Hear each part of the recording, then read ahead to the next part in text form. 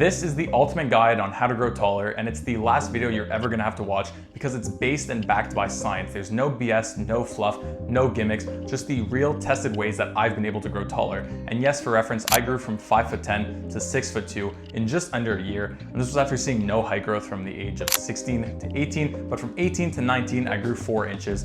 Not only that, but I do have a private school community with over 130 members, and they've all been getting great results. This member gained 3 inches in 3 months. This other member gained 2 inches in 2 months, and I've had this member who grew from 5'9" to 5'11" within 2.5 months. Not only this, even if you're 19, your growth plates are probably still open, and it's very easy to still grow taller. I had this member who grew 1 inch, which is still great because it was only 1 month. And if you're watching this video, this is not pressure to join the school community. I've had a bunch of YouTube comments who have had great results, like this guy who grew 3 centimeters within just a couple months of watching my videos. So let me start with a quick analogy which should make everything a lot more simpler for you guys to understand.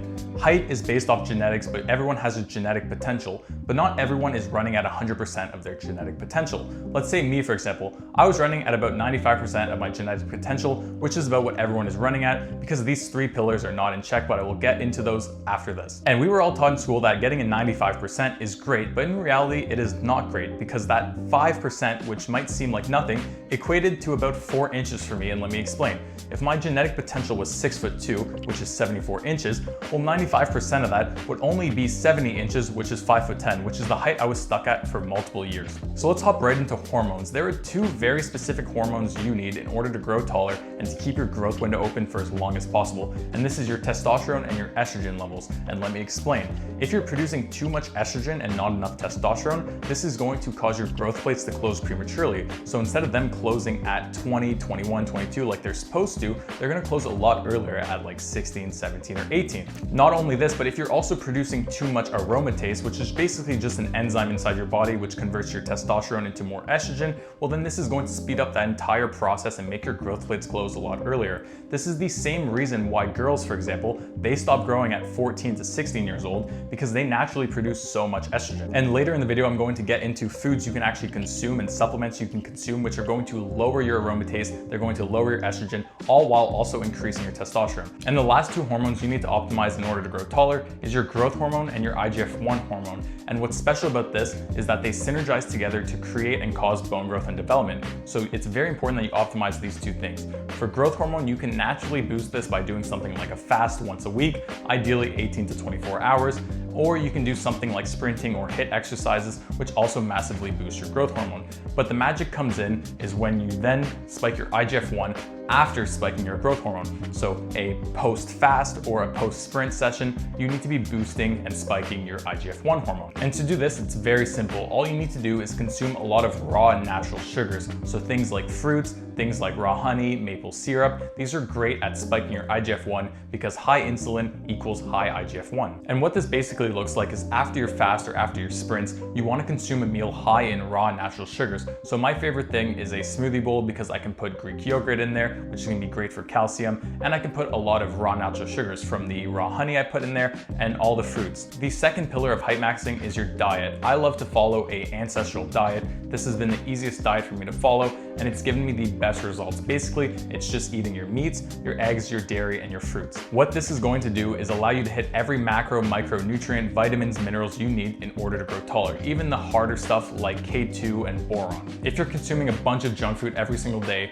filled with seed oils, filled with preservatives, super processed, it's directly going to stunt your growth. We were not designed to eat a bunch of food. If you go to the grocery store, almost 90% of everything there is almost unedible. It has no nutritional value, and you should be following just an ancestral diet. It will get you sorted, you'll feel 10 times more energized, you will grow taller, you will feel better, and you'll look better. The next thing is being overweight or underweight. Both of these are directly stunting your growth, and let me explain. So I was overweight personally, and this was stunting my growth because when you're fat, you're producing more estrogen and you're carrying more estrogen just because you have that much more fat on you. So if you are overweight, the first thing you should be doing is going on a cut to lose that fat because that's just going to be producing more estrogen. estrogen for you. And like I said earlier, if you're producing more estrogen, that's going to directly cause your growth plates to close earlier. So even with all the sprinting, all the diet, all the exercise, all the sleep you get, if you are overweight, you're still going to be stunting your growth. So that's the first thing I would change. Not only that, but you're also putting a lot of extra weight on your spine, which is going to compress your spine,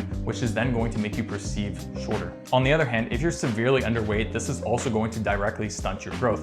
Not for the same reasons as being overweight will, but because you're not even eating enough. You're not getting the right food to grow taller. Your body needs that energy. You need the right vitamins, nutrients, and minerals. And the last two things a part of diet are raw honey and raw royal jelly. These two things are incredible for growing taller and increasing your testosterone. Like I said earlier, this is also going to help lower your estrogen and lower your aromatase levels, so you can just keep your growth plates open for as long as possible. It's fairly cheap to get. Raw honey you should be eating every single day. Raw royal jelly can be harder. You can find some good ones online, but ideally you're getting it from a farm or just a local farmer's market. And the last thing in part of diet is raw colostrum. This is optional, but if you can get access to it, even if it's in powdered form, it is so incredibly good for you because it has the highest bioavailability of IGF-1 in any single food out there. And the third pillar for height maxing is your sleep. This is arguably the most important, and I'm sorry there's a glare, but I'll still explain it. So in order to grow taller, you need to be getting 8+ hours of sleep. This is so needed because it's when your body rests, recovers, and restores. It's also when your body releases the most of its growth hormone. So even if you think you're getting enough sleep, even if you're getting 6 hours of sleep, that is directly stunting your growth. That is not enough, and that's across any paper you research. People who are in between the age of 13 to 20 need 8.5 hours on average of sleep per night. That can be unrealistic, so getting 8+ hours of sleep is really the goal, and you want to get deep REM sleep. This is the deepest, most restorative sleep you could possibly get, and ideally, if you can track it, you want to be getting 150 minutes of REM sleep per night. And 2 easy ways you can improve your sleep and get more REM sleep is going to be reducing your blue light exposure before bed and sleeping in a cold room. Let me explain. So if you don't know what blue light is, basically if you're staring at a computer or you're staring at your phone, this is emitting blue light, and what this does is it messes up your circadian rhythm, which is your body's internal clock, which tells you when to release hormones, when you should feel sleepy, when you should have an appetite. It's just your body's internal clock. So an easy way to improve your sleep is just to remove this blue light completely, whether that's blue light blocking glasses, which you can get on Amazon, or just don't be on electronics 2 hours before you go to sleep. And the second thing you can do is sleep in a colder room. Most people are sleeping in a very hot room, and it is not actually optimal. You want to be sleeping in a room that's about 16 to 18 degrees Celsius. This is going to give you the best sleep.